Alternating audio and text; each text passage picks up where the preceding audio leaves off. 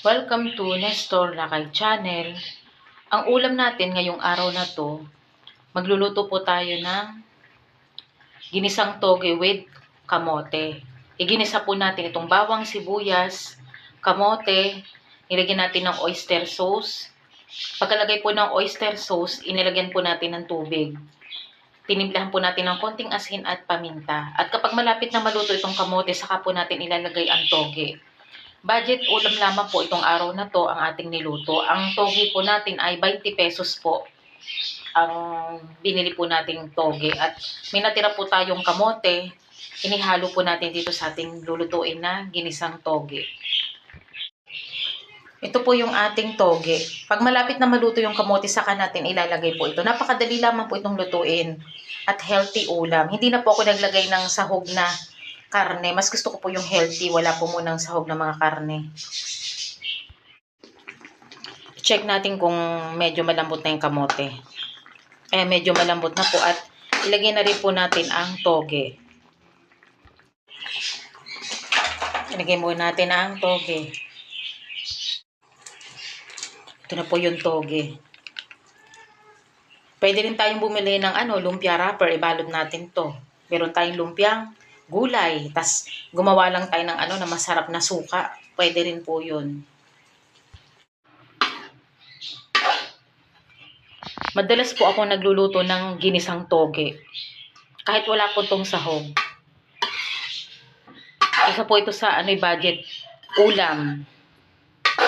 At super healthy. Kung ayaw po natin kumain ng karne, isa din po ito sa masarap. Lagyan lamang po ng oyster sauce. Sobrang sarap na po. Dahil ilang minuto na lang at malapit nang malutong ating ginisang toge with kamote.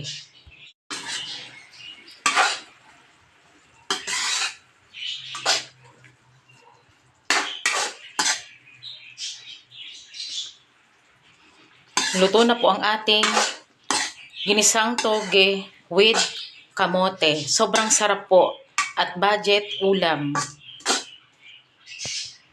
Masarap at madaling lutuin. Oyster sauce lang po ating inilagay. Sobrang sarap po. Kahit wala po itong sahog, sobrang sarap.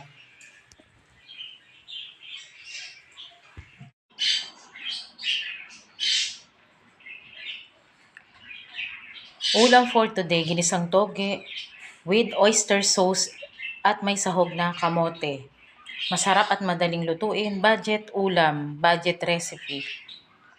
Maraming salamat po sa panonood nyo po ng aming channel, Nestor Lakay Channel. At huwag nyong kalimutan mag-like, share, and subscribe po sa aming channel. Maraming salamat po and God bless po sa ating lahat. Ito sa mga taong nagbabudget at vegetarian, ito okay na ho ito. Masarap na ulam, masustansya, mura na, masarap ba. Tikman natin. Apa?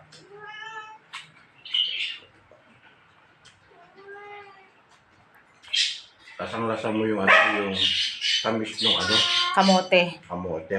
Ulam natin yan, pero ito na si Nestor Laki, kumakain na siya kahit walang kanin. Kasi nakasalang pa yung kanin, din na niya maantay. Healthy sa katawan. Kapag ayaw kumain ng kanin, masarap din yan eh.